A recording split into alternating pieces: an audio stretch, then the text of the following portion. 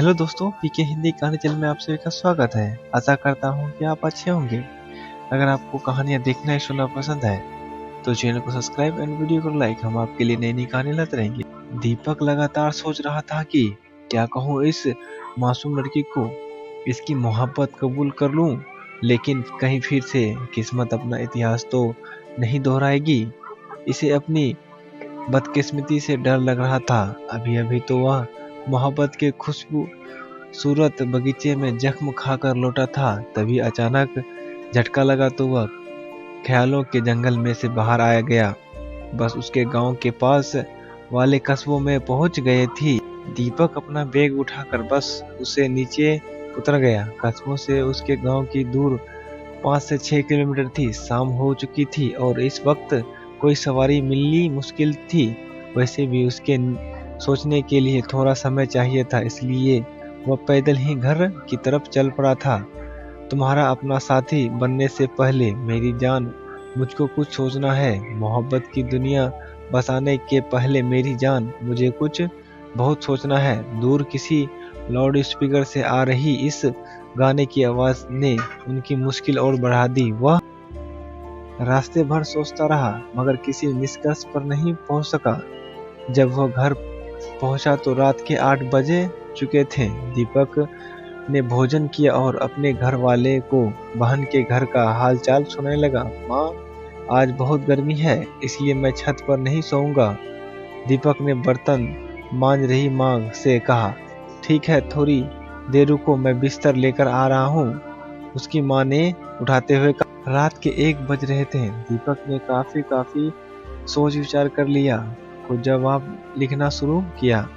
रिया जी, मैं आपके सच्चे प्यार की बहुत कद्र करता हूँ, लेकिन माफ कीजिएगा कि मैं आपके प्यार को स्वीकार नहीं कर सकता, क्योंकि मेरे साथ बहुत सारी मजबूरियां हैं जिन्हें मैं आपसे नहीं बता सकता हूँ। वैसे भी मैं आपके प्यार के काबिल नहीं हूँ। मैं एक गांव का सीधा साधा और कम पढ़ा लिखा लड़का हूँ और आप एक शहर की पढ़ी लिखी खूबसूरत लड़की हैं। मैं एक गरीब माँ बाप की बेटा हूँ और आप एक अमीर खानदान की लड़की हैं। आपके और हमारे स्टेज में जमीन और आसमान का अंतर है, इसलिए आपको घर वाले किसी भी हाल में हमारी शादी के लिए राजी नहीं होंगे और मैं नहीं चाहता हूँ कि हमारे प्यार की शिकायत बीच समुंदर में ही डूब जाए। आप एक पढ़ी लिखी और समझदार लड़की हैं और मुझे उम्मीद है कि आप हमारी मजबूरी जरूर समझेंगी। आपका दीपक पत्र लिखकर उसने तकिए के नीचे दबा दिया और सोने के इरादे आंखें मूंद ली। आंसुओं ने टूटना हम दिलों में बस जाएंगे। तमन्ना होगी अगर मिलेंगे तो बूंद आंखों में नजर आएंगे। उसे याद आया कि यही शायरी रिया ने अपने प्रेम पत्र में सबसे ऊपर लिखा था। उसकी आंखों के सामने रिया का आंसुओं से भीगा हुआ चेहरा झलकने लगा। फिर काफी देर तक अनजानी राहों पर भटकते भटकते वह नींद की वादियों में उतर गया। बाबू उठो ना, धूप निकल आया है, कहते हुए माँ ने उसके ऊपर से चादर हटाया। दीपक ने आंखों में चमकीते हुए मोबाइल पर टाइम देखा। सुबह के 7 बज रहे थे। मोबाइल एक तरफ रखकर उठा और बाथरूम में घुस गया। बाथरूम में निकलते ही माँ ने बताया कि मोबाइल पर किसी का कॉल आया हुआ था। दीपक ने देखा तो किसी अनजान नंबर से मिस कॉल आया दिखाई दे रहा था। इतनी सुबह कौन हो सकता है? दीपक में सोचते हुए कॉल बैकअप किया। हेलो, प्रणाम भैया। उधर से अंकिता के रूआंसी आवाज सुनाई पड़ी। खूब खुश रहो, कैसी हो तुम? दीपक प्यारी बहन की आवाज सुनकर खुश हो गया। मैं बिल्कुल ठीक हूँ, और आप कैसे हो? मैं भी ठीक हूँ, दीपक मुस्कुराते हुए बोला। मम्मी पापा कैसे हैं? उसने बताया ना।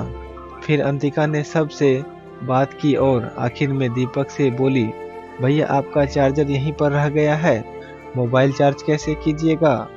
अरे हाँ, चार्जर तो मैं तो बोर्ड पे से निकालना ही भूल गया। दीपक को याद आया कि अच्छा ठीक है, मैं 1-2 दिन में आकर ले आऊँगा। कॉल डिस्कनेक्ट करके बाद में दीपक ने देखा तो बैटरी लगभग डिस्चार्ज हो गया चुका था। एक बार तो उसने सोचा कि आज ही चला जाऊं, लेकिन नई रिश्तेदारी में इतनी जल्दी जल्दी जाना ठीक नहीं था। यही सोचकर उसने अपना इरादा बदल। खैर अगले 2 दिनों के बाद वह फिर अंकिता के ससुराल में था। दीपक के आने के अंकिता बहुत खुश थी, लेकिन उससे भी ज्यादा खुश थी रिया। उसके तो पांव जमीन पर ही नहीं पड़ रहे थे। आज उसने खुद अपने हाथों से नरम नरम पराठे बनाए और खाने लेकर खुद दीपक के पास चली गई। आई उसने दीपक के आगे थाली रख और एक तरफ खड़ी हो गई। तभी दीपक ने जेब से पत्र निकालकर रिया की तरफ बढ़ा दिया। रिया ने पत्र को मोड़कर अपनी मुट्ठी में दबा लिया और वहां से चली गई। खाना खाकर दीपक अंकिता के साथ ससुर से इधर उधर की बातें करने लगा। बातें ही बातों में कब शाम हो गई उन्हें पता भी नहीं चला। दीपक ने मम्मी से जाने की इजाजत मांगी। बाबू 3 बज चुके हैं और इधर जाने वाली ट्रेन निकल चुकी होगी और पता नहीं बस मिलेगी या भी नहीं, इसलिए आज रुक जाइए, कल चले जाइएगा। अंकिता की सासू माँ ने प्यार भरा निवेदन किया और सच तो ये भी था कि उसने दीपक से गहरा लगाव हो चुका था। वे तो कहती थी कि मैं आपके अपने बेटे से भी ज्यादा मानती हूँ। आखिरकार दीपक को रुकना ही पड़ा। चलिए आज आपको हम अपने बगीचे दिखाते हैं। दीपक हाथ मुंह धोकर पापा के साथ बाहर घूमने निकल गया। अंकिता की सास अपने माँ बाप की इकलौती बेटी थी, इसलिए उनको अपने माँ बाप की तरफ से काफी जमीन जायदाद मिली हुई थी, जिसके सैकड़ों एक में फैले हुए आम के बगीचे में जिनकी कीमत करोड़ों की में थी। रात को वापस आकर दीपक ने पापा के साथ ही खाना खाया, उनके साथ ही सो गया। अगली सुबह रिया ने उसे जगाया तो उसने देखा कि पापा उठकर बाहर चले गए थे। क्या बात है? दीपक ने देखा कि रिया की आज काफी उदास और गंभीर लग रही थी और उसने धीमे से मुस्कुराते हुए पूछा। रिया ने कोई जवाब नहीं दिया। उसने दीपक के हाथों में एक चिट्ठी थमाई और चुपचाप चली गई। दीपक ने पत्र को पॉकेट में डाल और घर वापस जाने के लिए तैयार होने चला गया। फिर उसने आगे तक कहीं भी नजर नहीं आई। दीपक घर पहुंचते ही चिट्ठी निकालकर पढ़ने लगा। प्रिय दीपक जी, आप यह क्या कह रहे हैं कि मैं गरीब घर का हूं और आप अमीर घर की हैं? आपको क्या लगता है मैंने आपके धन दौलत से प्यार किया है? एक बात याद रखिए, मुझे आपके धन दौलत से कुछ लेना देना नहीं है। अगर आप मेरे साथ देंगे तो मैं आपके साथ एक झोपड़ी में भी खुश रहूंगी। और रही बात शादी, तो मेरी नानी और मम्मी आपसे बहुत पसंद करती हैं। वे तो कहती है कि मेरी शादी आप ही के साथ होगी, इसलिए आप उनकी चिंता मत कीजिए। और हाँ, मुझे आपकी बहन ने बता दिया है कि आप पहले किसी और से प्यार करते थे और उसकी शादी कहीं और हो चुकी है, इसलिए आप हमेशा उसके गम में डूबे रहते हैं। आप हमेशा उदास और दुखी रहते हैं, इसलिए लेकिन सुन लीजिए कि मैं उसके जैसी लड़की नहीं हूँ कि आपके धोखा दूंगी। आज मैं आपके माँ बाप की कसम खाती हूँ, अपने प्यार की कसम खाती हूँ, अपनी लाश की कसम खाती हूँ कि आपके कभी धोखा नहीं दूंगी। और हाँ, मैंने सुना है कि वह पूरे गांव में सबसे सुंदर है। शायद मैं उसके जैसी सुंदर तो नहीं हूँ, लेकिन वादा करती हूँ कि मैं आपको कभी इतना प्यार दूंगी, आप उस चुड़ैल के लिए हुए सारे दर्द भूल जाएंगे।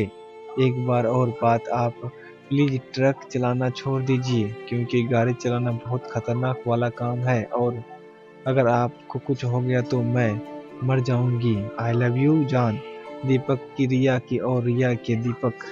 यह कहानी आपको अच्छी लगी हो तो चैनल कीजिएगा सब्सक्राइब एंड वीडियो कीजिएगा लाइक। आगे की कहानी अगले एपिसोड में सुनेंगे।